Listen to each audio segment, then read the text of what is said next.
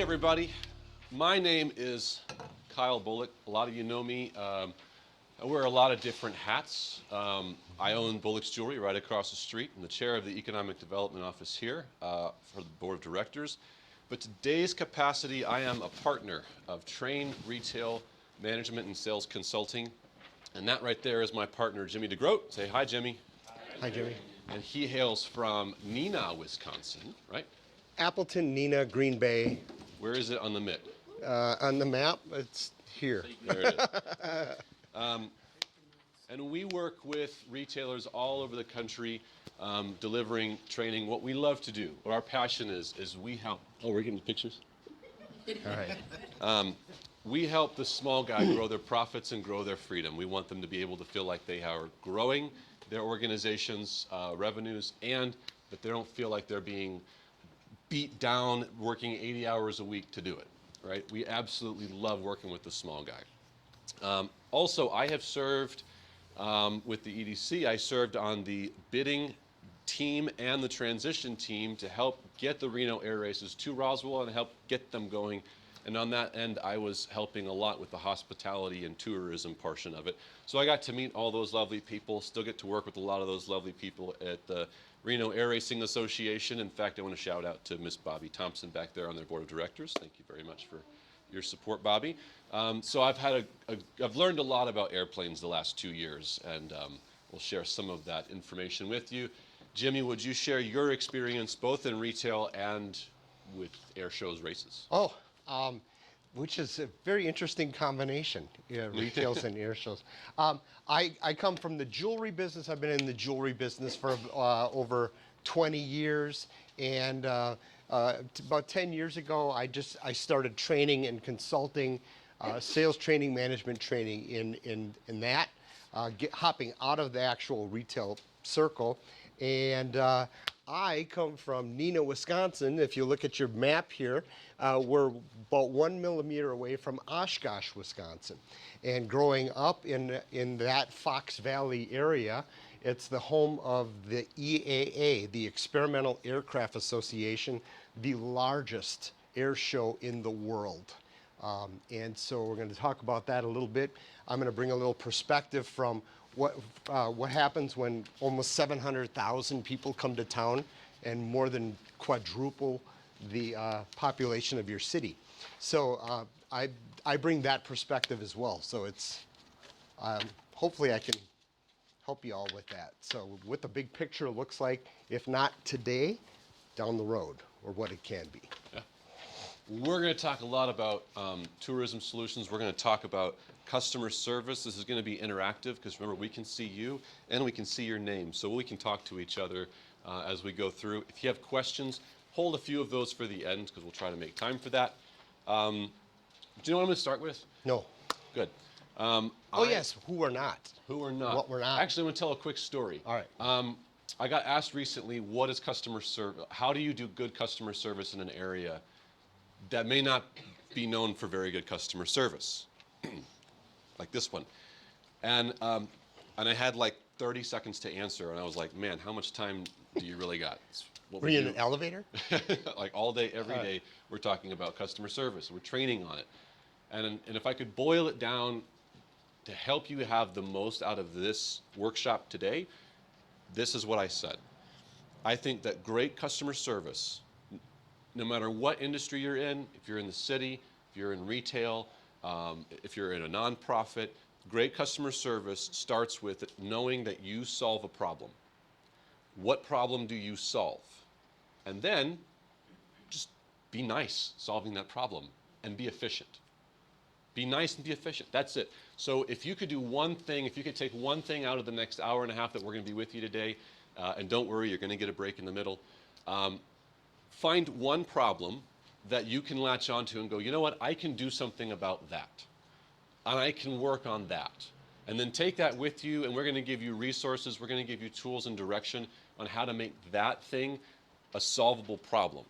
I like to say that a problem without a solution is not a problem, it's only a complaint.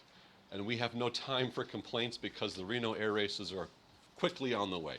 So latch onto something that you feel like you can make a difference to, and we hope to make it possible for you to do that today. Let's talk about what this workshop is not. I don't want you to leave here with any disappointment going, man, those guys didn't talk about this. So let me tell you what we're not. We are not the city of Roswell. We are not retained by the city of Roswell, and we do not represent the city or the county in any official capacity. So if you have questions about services or logistics of the city or anything revolving that, we can't answer that with certainty because you all have noticed that there's a lot of problems afoot. So we're going to talk about how to problem solve, because it's sort of like scaling Mount Everest. We know there's a lot of problems ahead. We're going to do our best to solve as many as we can. We're not going to be perfect, but we want to give you the tools and the resources to be able to tackle them as efficiently as you can in the moment, all right?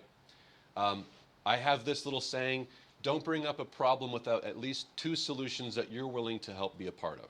Otherwise, that's just a complaint. We ain't got no time for that, right? Anybody have time for complaints? Fantastic. Otherwise, I would send everyone to you. Yep.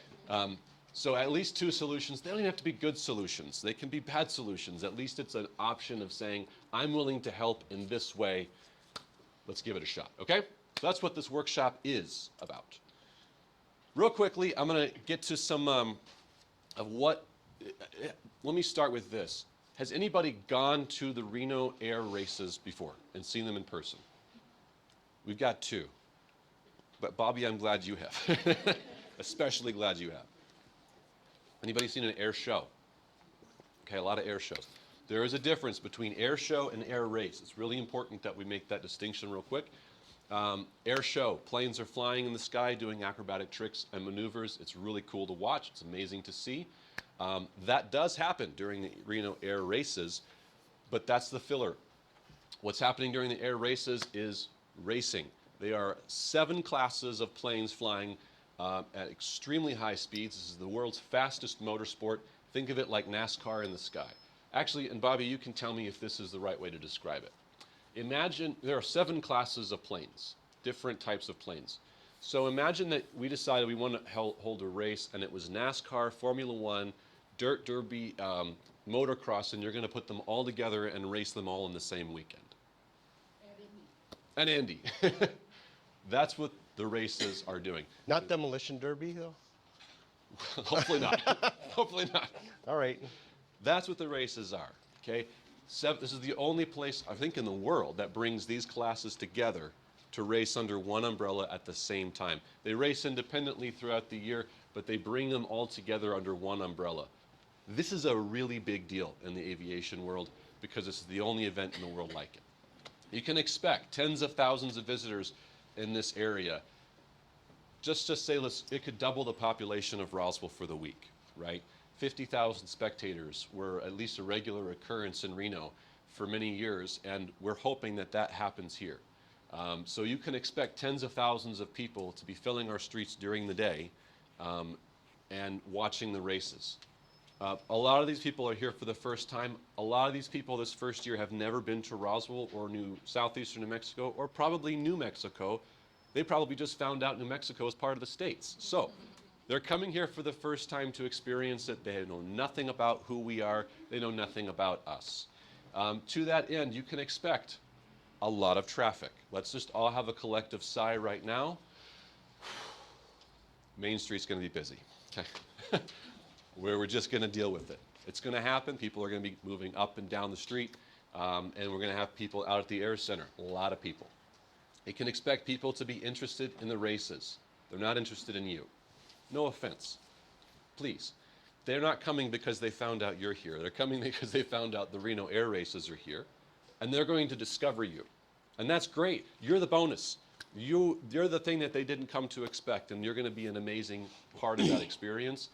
But they're coming not necessarily because your business is here or because your entity is here or whatever. They're just going to discover you when they get here, and we want that to be an amazing discovery when they do.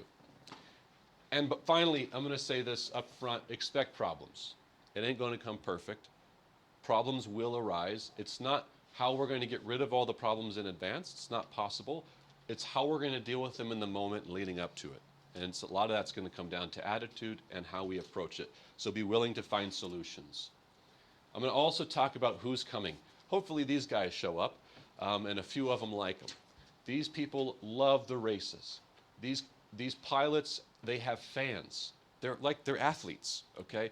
These athletes have fans and followings. They have classes of people who are following them, and they are generally high income earners. 6 figures a year is not going to be unexpected in those households. I would also expect that a lot of those people who are coming are going to be in the top 10 to 5% earners in the country. So high income earners, because they also have a college degree and they're well traveled because, they like airplanes. So they've been on a few airplanes. And a lot of them are also going to be pilots.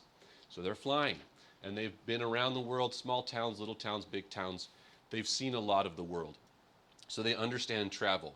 A lot of the current fans are right now in Northern California and Northern Nevada. And so a lot of them, we hope, are going to be making that trip out here for the first time. So think about the experience of Northern California, Northern Nevada. It's a very different experience than Southern California, right? So they're coming with a different perspective. Some of them may be wanting to escape the traffic and life up there. Some of them might be coming to expect that here. But just put that in your noggin that that's where hopefully a lot of them are coming from, as well as the surrounding areas. And of course, they're fans of the races. That's why they're coming. So they're going to find friendship with those who are also fans. And because most of us have not seen the races ourselves, if we approach them and with the excitement of discovery for this new sport that's coming to New Mexico that we get to host, I think we're going to find a lot of friends that way because we're going to have something in common. All right? Whoa, whoa. What happened, Neil? Fast forward. Fast forward. All right, is everybody doing okay? Give me a thumbs up if you are. I'm going to hand this next slide over to Jimmy. Jimmy, would you mind telling us who this fella is, a little bit about this quote, and why it's important in how we set up, in the expectations of those who are coming to watch the races and be in Roswell for the first time? Sure. This is a gentleman named Dick Napinski, and he is the Director of Communications for the EAA, the Experimental Aircraft Association in Oshkosh. And we were fortunate enough to have a great chat with him a few months ago, or several weeks ago. And basically what he said is, we said, give us all the things to be warned about. What should we prepare for? And his thought was, they don't always need a steak dinner. They don't need the red carpet. They want the basics taken care of. They want to be able to hit a restroom, get a good meal, get out of the heat, get in the air conditioning, that type of thing. So they just don't want to be inconvenienced by not having that available, okay? Uber riders, drivers, that type of thing, transportation. So that was really great to hear from him because I was kind of thinking, we're going to have to roll out the red carpet and no way we're logistically ready here for that. But he just said, here's the things that you need to be concerned about. And what's going to happen is these folks are going to come here to a new location and they're going to give a certain amount of grace, right? They're going to, it's not Reno, it's something different. So we might be judged a little bit, but there's a certain amount of grace and latitude that's given. So what we're here today to talk about is how can we minimize any problems? How can we maximize the potential for a warm embrace welcome here to Roswell? So, yeah. I like what you said about they're going to give you a certain amount of grace. Mm-hmm. And we'll talk more about this when we get to the latter half of this. Is going to be really about customer service. But so much of that, of the problems that we're going to experience or that people will experience is how we set up expectations and how we set up the expectation of what it's like to be here and who we are and who we're not and how we communicate that. People will be much, much more lenient, forgiving, and just nicer. Okay, this is the talk back part, so you have to share back with us on this next part, okay? We're going to role play. So I want you to imagine, and see, this is why you have name tags, because I can call on you by name if you don't respond. We're going to role play.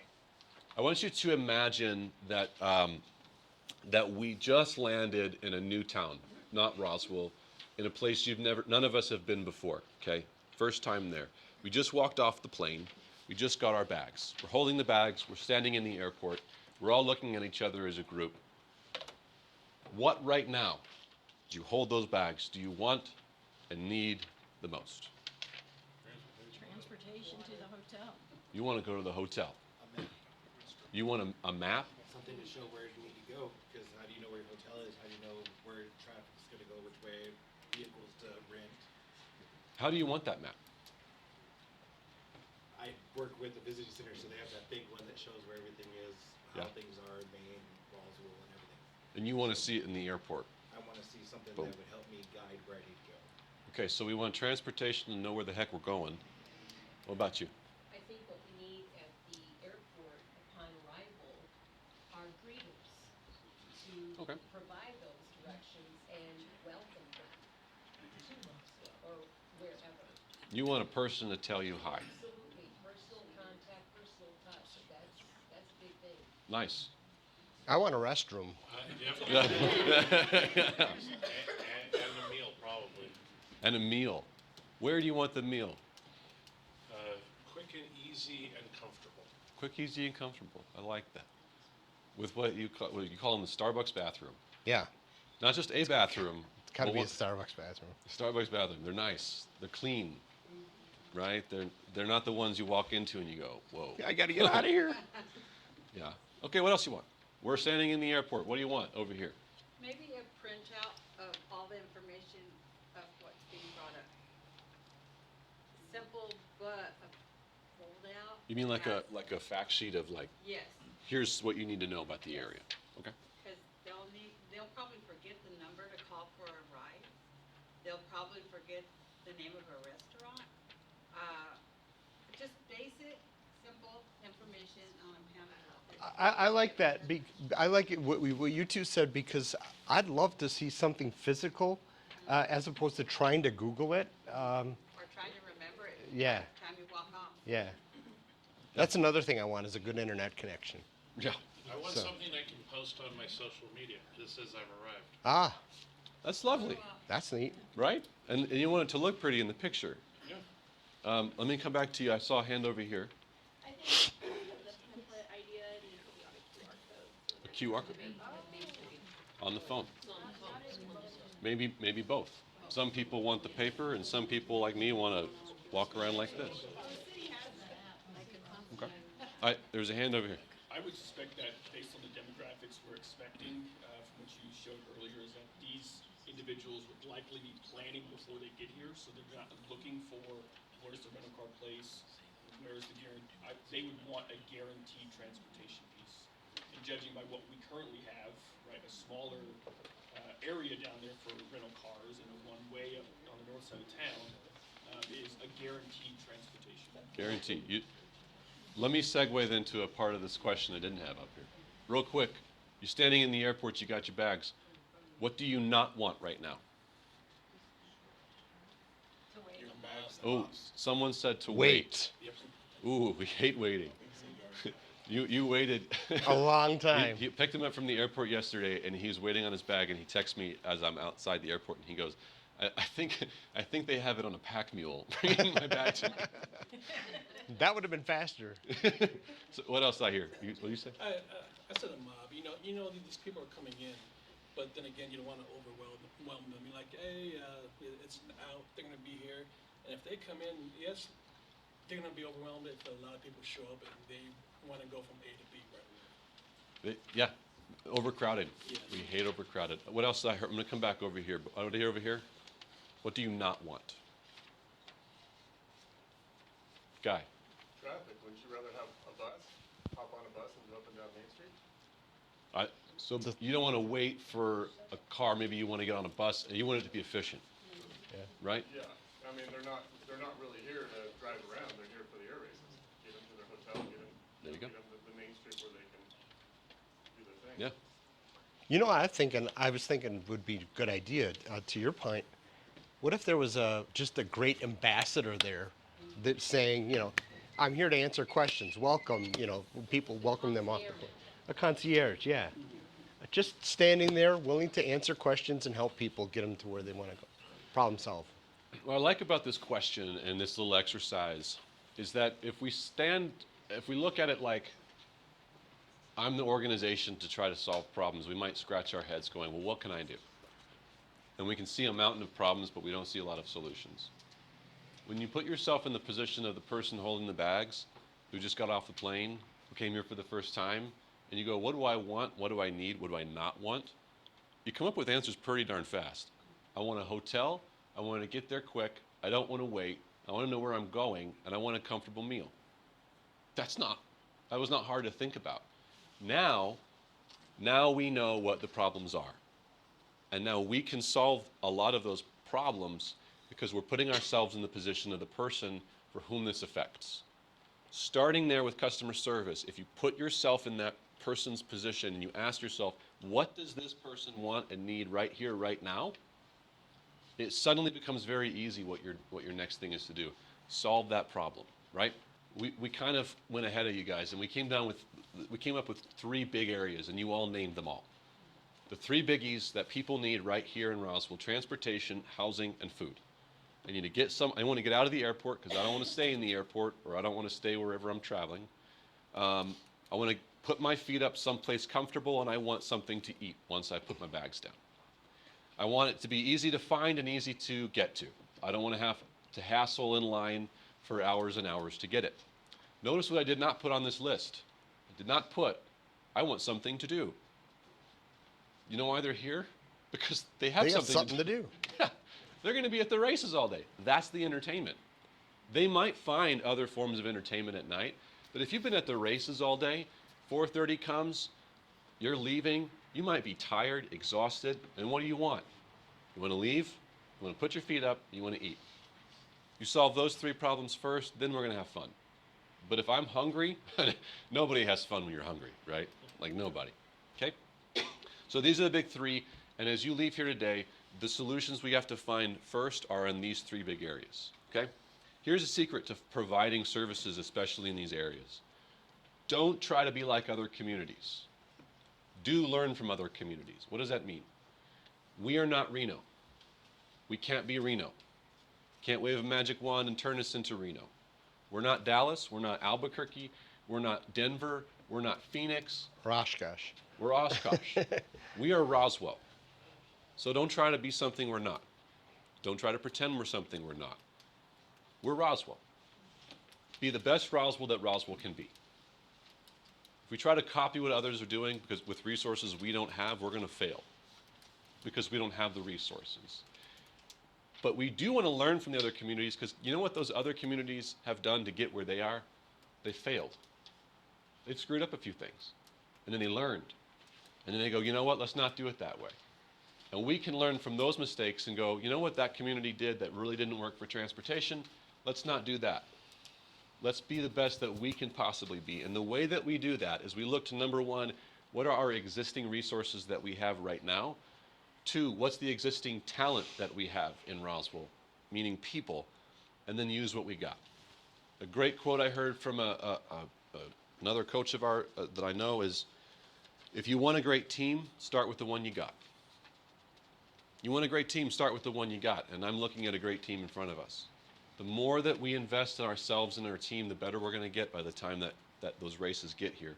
So use what we have in the existing resources. Yeah, for the sake of time, I'm going to get into some tips. I'm going to go through a bunch of tips. These next few slides, I'm just going to walk through. We've got a lot for you, and we want to give you some breaks and opportunity to interface in the middle. So as I go through this, you may have questions, thoughts that you want to throw at the end. Just save those for the very end of the presentation, okay? But these are some best practices that we've seen from other communities, other retailers, stuff that we're aware of. So Jimmy, hop in as you like, okay? Yep. First thing I'm going to recommend is consider going to them. Don't expect people to come to you. That means as people come to the races, if your expectation is, well, my offices are located downtown, don't expect them to come downtown to take care of business with you. They don't want to do that. As you guys have already pointed out, the first thing they want to do is get to where they want to get efficiently. So maybe you're a destination, like a retailer or an entertainment spot. Maybe you provide services in the city. Consider maybe it'd be more efficient during race week to go out to them and have a presence. If you need to serve them and interface with them, having a booth, having a table. For some retail businesses, it might be smart for you to actually close your business down for the week downtown and have a booth out there. That Right. happens a lot in Oshkosh at the EAA. Yep. I'd be curious how many actually will just get a booth and shut down Yeah. the physical store. Yeah. I don't know that number. But Right. it could be a lot because retailers have, remember, they're out there at the races from the morning, early in the morning till 4:30 is the last race. And then they leave, they're hungry, they want to go eat, and then they want to go to sleep because then they got to go up and do it again the next day. So maybe your business is better off finding out what it's going to take to go out there and have a booth. Maybe you need to have a presence or a wayfinding sign that you've talked about that directs them out to where you are. But go where they are. That's my first recommendation. Number 2, and this is huge. A lot of you have questions about food, you have questions about transportation, you want to pitch in, you want to help in those areas, in those arenas. We are very limited on the amount of time we have to prepare your business, or if you've never done that before, to prepare you for that scale. So the first thing I'm going to recommend is that you partner with existing companies that have already done that, or already do that in some form or capacity. They already have a formula. They've already known what the pain points are, right? If you wanted to hop into retail and you've never done retail before, I can tell you about 100, we can tell you about 100 things that are going to go wrong. This is not the place to start. This is not the place to start. So partner with people who already know how to do that thing. So there's a list of people that in those 3 main areas that you can start with that have resources that you can use. Well, and it's service organizations. They might have big cookers. They may have the refrigeration facilities. Those come to mind a lot for us. Totally. Yeah. In transportation, obviously Uber and Lyft. I got to pause here. I picked you up from the airport yesterday. Yeah. This was Jimmy's first time in Roswell. Picked you up from the airport yesterday, and as I'm waiting, I was just curious. I wonder how many Ubers are in town. I think there's one. You are right. You are right. What happened this morning? So at the hotel this morning, my flight's out at 6 a.m. That's before God wakes up, I think. But anyway, I didn't know if Kyle was going to be bringing me to the airport, so I asked, and she said, I think we have one. So that was exactly like your response. I'm going to write down the cab. So she wrote down the cab name. And she said, I'm also going to write down the name of one Uber driver that I know that he's the only one that I would call because he was the only one that's reliable. And you probably all know his name right now. I don't know, but anyhow, big deficiency right there. Yeah, I mean that's a huge one. To pause on that for a second, if you're in a service organization or a church group or a nonprofit and you would like a form of great funding for your organization, get some members together who are willing to volunteer their hours and shifts, sign up for Uber and Lyft and have them donate the proceeds that they make to your charity. My gosh, you will make a good buck. You know the community better than anybody. You're going to know the community better than the people who are going to be driving in from out of town because they'll be coming in from out of town to Uber people around. You will give a great service experience. They do that in Oshkosh, Wisconsin, and they triple the amount of drivers for that particular week in July. So I think we should more than triple them in Roswell. yes, please.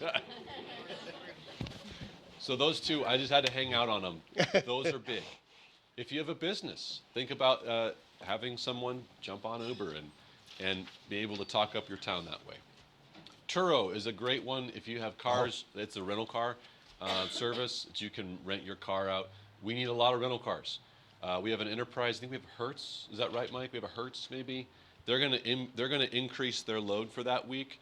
But I can tell you right now, that could be a great way. If you have an extra vehicle, clean it up and rent it out through Turo. Shuttle companies, taxi companies, school districts. If I was a business, if I wasn't in retail or I wanted to sponsor something, sponsoring a bus. Like I think Guy said or someone else said about having a bus line that takes people from one point to another. That does. That's city, right? We own a charter bus company, so we have charter buses, shuttle vans, all that stuff. I bet you would take people who would sponsor and help you out with income, right? You wouldn't turn that away. So there you go. Yeah. Those are some creative solutions that already exist. And that man already knows a whole heck of a lot more about transportation than I do, and than I'm sure you do. And together you can partner and find ways to clear problems before they get there. Yeah, two little ideas that are big in Oshkosh is Bagash is the hearing protection, sponsoring hearing protection buckets around the area, very important, and water stations where people can get a cool glass of water. Yeah. Food. If you want to supply food, here's a little heads up. You know this out at the convention center. If I just wanted to sell food and I don't have permits, I don't have a license, I'm going to get in trouble, right? Big time. Not only with city governance, but also with service. If I've never served that many people before, this is really not the time to try it out. So you need to learn how to scale up. There are people who exist who already know how to do that. They're called restaurateurs. They own restaurants. They own food trucks. They often need a place to be, right? And if you had a great place to park your truck that had parking, seating, advertisement, lights, you'd probably take that in a heartbeat, wouldn't you? And if it was in the best location for the races, yeah. See? If you have an asset like that, you have land, you have property, you have a little place downtown across the street in that park area, talk to me later. We're going to have you put you out there where people can come and eat and hang out. Another great partnership. I don't need to learn how to do food service. I can partner with someone who already does. So start there, because they already understand the licensing and permits needed. For housing, we have 1,300 hotel rooms in Roswell. In Reno, they have over 13,000. That's a little different, right? A little different. When we pitch this to Reno, and people ask me for months, well, how are we going to support all those people? It's a regional effort. It's going to require that people from all over this region, all over southeastern New Mexico, help. And this is one of the biggest reasons why. We cannot physically fit that many people in hotel rooms in Roswell. It's not possible. Okay? So what does that mean? It means a couple things that's really important for you to consider. Number one, Ruidoso is an ally. We're going to be down in Artesia this afternoon giving this presentation in Artesia. Carlsbad, Portales is important. All these regional areas have hubs of hotels and rooms and places. And as you well know, those are our neighboring towns. Those are our closest neighbors. They're an hour to an hour and a half away. How close is Appleton to Neenah and Oshkosh? 10 minutes. It's a little different environment, right? We're just geographically spread out. So one of the problems we need to solve is how do we get people from Artesia to Roswell and back, and do it comfortably and do it efficiently, because that's where they're going to need to stay, right? So consider, number one, that it is a regional effort that we are after, and we're going to need to rely on those regional partners. So transportation might need to be a little bit wider than just in Roswell. Second is, think about the existing organizations that can show you how to produce housing well, okay? If you just go, well, I got a spot in front of my house and someone can park their RV in front of it, code enforcement might have some questions for you, right? You can't just do that. There are certain regulations, code enforcement that we have to think about. These are great organizations, VRBO, HomeAway, Airbnb. You guys know about those most likely. The DIRT, spelled with a Y, and KOA. Those are also great. The DIRT is referenced on the Air Races website. These organizations will help you with camping, RV, helping put you on a map for people to find out where your campsites are. If you want to do dry camping, right, with an RV, these are some great resources to go check out some checklists, okay, and to get listed. All right. Make sure you've contacted the following. I'm going to rip through these really quick. If you want to do something special or unique during this time, check with your insurance company to make sure you have particular coverage. Do you have business coverage? Do you have accident coverage? Do you have, if you add more product, are you covered on the extra product that you're going to have, etc. Permits. If you want to start with permitting, food, catering, licensing, fire code, all of that, there's a checklist of that. Go to the permit office and start that now if you want to do something special. Those can take time. Accept it for what it is and go in there and start asking questions about what you need. Code enforcement, like fire marshals, if you're going to have a building and you're going to pack it out with people, what's your limit? If we have 50,000 people here and you want to stuff as many as you can in your retail company or in your site or whatever, that can create a problem, and you don't want the marshal coming and knocking on your door saying, we got a problem. So figure out what that is. When Kyle says start that now, 400 or 500 pilots are going to be here in May, right? Correct. For time trials and things. So that's going to be a little run through. So if you want to do anything involving that, that's coming up quick. Right. Yeah. Talk to your CPA. That's the last one. You might, if you might have special tax codes that are going to, you might have questions on. Talk to your CPA. I'm not a CPA, so I can't give you the answers on those, but you may want to think about special codes. To Jimmy's point, what he referenced there was a thing called PRS, Pilot Racing School, which happens in May. Bobby, what are the dates? Do you know? May 18th through the 23rd. For the pilots to race the course in September, there's a lot of safety precautions, and they have to go to school to be certified on the course. They also have to fly the course. Think of it like an exhibition match. They have to be able to qualify on the course. Every single pilot has to do this every other year, typically, to qualify. But in Roswell, every single pilot will have to do it because no one's flown the course. So we have every single pilot coming to Roswell for the very first time in May. So that's a wonderful opportunity. They're bringing pilots, their planes, their crews. This is your first chance to make a great impression. Think of it like this. The athletes are coming to town before the Super Bowl. Their fans are watching their social media pages. How would you like the athletes to talk to their fans about what Roswell is like? I almost put this as one of the most important customer service expectations that we can start with, is that we just charm the pants off of these guys, because it's absolutely critical that they leave with a story about how special Roswell was for them. If they set the tone of what it was like in Roswell, their fans will come to expect what they have communicated, right? So think about that. Yes, ma'am. How many pilots do we expect the pilots in May? Just curious. Pilot-wise, I don't know. 400 to 600 people is, that's crews. 150 pilots? There you go. But yeah, good question. Okay, more tips coming your way. As far as scaling your business, retail, restaurants, that sort of thing, what can you come to expect?